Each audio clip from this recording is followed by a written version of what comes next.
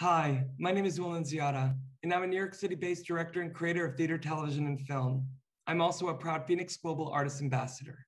Today, I am thrilled to be speaking with FENIX's latest celebrity artist, Charlie Reuter, an award-winning and renowned musical director and conductor.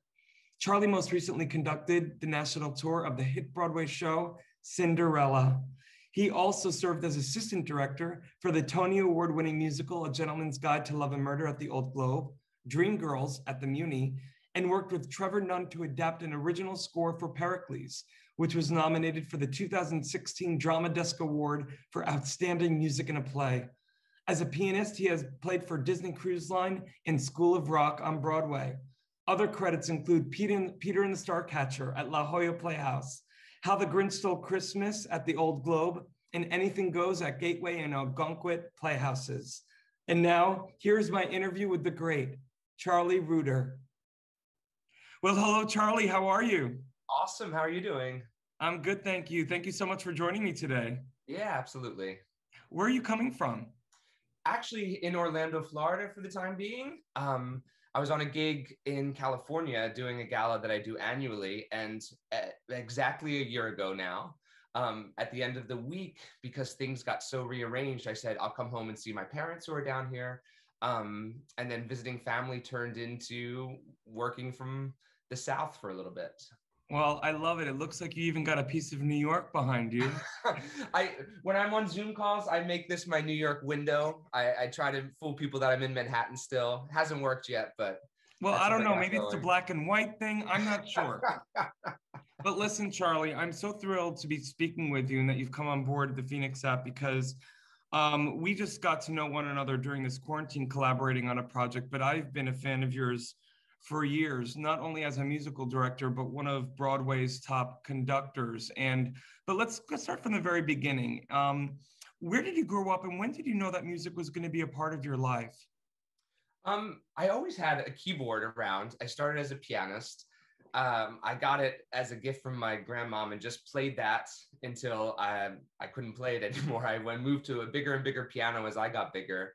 But it was really actually in Orlando because I finished high school here, and one of my music teachers there was the choir master of Orlando Opera. Oh, so wow. It was the first time that I got invited in to sing and perform, with a chorus of 60 and an orchestra of 40 or 50. And the first Sitzprobe that you have, where the downbeat of Carmen or Carmina Burana happens, and you feel the power of that orchestra, and you sing with that many people. Put on top of that, we get to go on stage and storytell, was incredible. And I was like, that's it. I have to do this, storytelling through music. I loved classical form, the timbres of the instruments and things like that. The only thing that I kind of got more excited about was it's so steeped in tradition and operatic things that I loved the idea of combining music and theater in Broadway because it's an art that changes every year. So a show that we see now couldn't have been done 10 years ago, probably, and the things we do now and that we will do in a decade can't really be imagined. And so I like how that parallels the progress that we have, incorporating pop music, things like that. So that's how I started, and that's how I kind of shifted over into the Broadway world. I love that. Well, it's been cool talking with artists, especially musical directors and conductors like yourselves. It's the ones that really have had careers that have that kind of foundation of the classical, but then them all deciding, okay, what's my bliss within this? What I love so much about what you've done, Charlie, with the trajectory of your career, you obviously are an amazing pianist, but there was always something about you that knew, not to quote Sweet Charity, there's got to be something better than this. But, you've really have conducted with and for the best. But just to backtrack before we even get into that, after college, you then went to Juilliard and you studied orchestral conducting. And then from there, when did things start to really jumpstart for you after Juilliard? It's kind of amazing to go back to what you were saying is like, there's a Bosendorfer piano here in town, Imperial Grand, that's like, more than a house. And you play all 88 plus keys of it because it has the extra octave and things. but no instrument is more exciting to play than the orchestra. That's the most exciting instrument to play. And once you've had a taste of that, you want to bring that in all the time. And you want that collaboration. It's such a weird thing. I tell the ensembles that I don't make any sound. You are my instruments that we're playing. And so when you think of it that way, it's been neat to see how we can combine kind of like the old and the new. Yep. Even just thinking Hamilton is something so famous, when it toured through here, it's so isolated in the small theaters of New York. But when they get into a touring house, you can actually get the orchestra together in the pit and see how that string quartet functions as an actual string quartet together, and they can sit together and listen to themselves and be folded into a really modern storytelling process with the contemporary beats, with the spoken word, and they like kind of marry so quickly. I went into, because I had such a great experience in school, music education was my first degree, and taught for a year. I loved the subject, but I didn't love some of the restraints of, like, it was public school. So you're constantly justifying funding, things like that. I wanted to go for the arts. And so I just moved to New York City and started that process of saying, what is it like? A lot of us go in as musicians first. So like playing auditions, playing rehearsals, things like that. And then the more you're in the room, the more you get to experience working alongside arrangers, orchestrators, music supervisors, and kind of that creative team. And that's the most exciting thing, is developing new works, as you know, because we've interacted in that way. Absolutely. I love that, Charlie. I love also the fact that, you've gotten to travel across this great country as a conductor. You were the associate conductor with the pre-Broadway engagement of Prince of Egypt at Tuacahn in Utah, as well as the conductor of the hit Broadway musical Cinderella when it went on tour for its first national tour. Have there been experiences that you've already had that really have helped shape and affirm for you, wow, this conducting gig, this is my bliss? I think it's that first, we call it first day of school.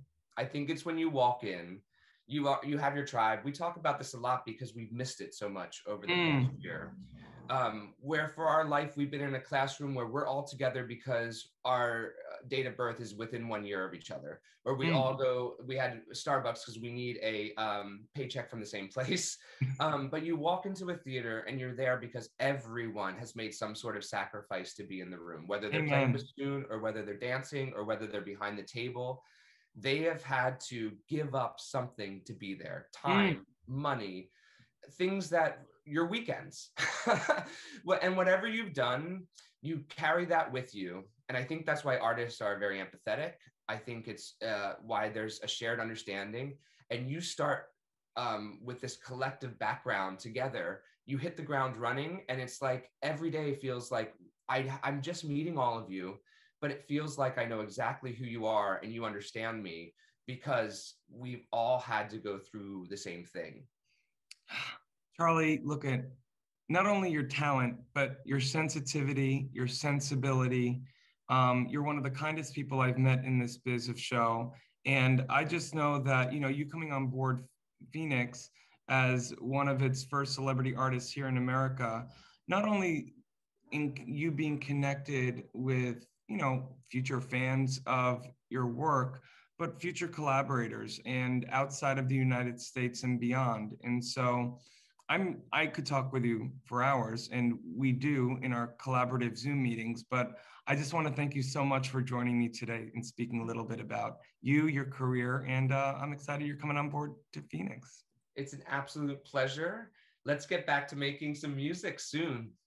Absolutely, my friend. Talk soon. Cool. Thank you, Will. In the digital age, artists and bands struggle to make a living. In fact, only a small number of artists can live off their craft. For the 98% of artists that don't have the luxury of being signed to a label, it's tough. But artists deserve to live off their art. Wherever you are around the world, appreciation of music does not change. FENIX brings bands and their fans together, whilst allowing bands to properly monetize their passion. The FENIX app will directly connect bands and fans with no need for middlemen. We're utilizing the blockchain to give the power back to the artist once and for all.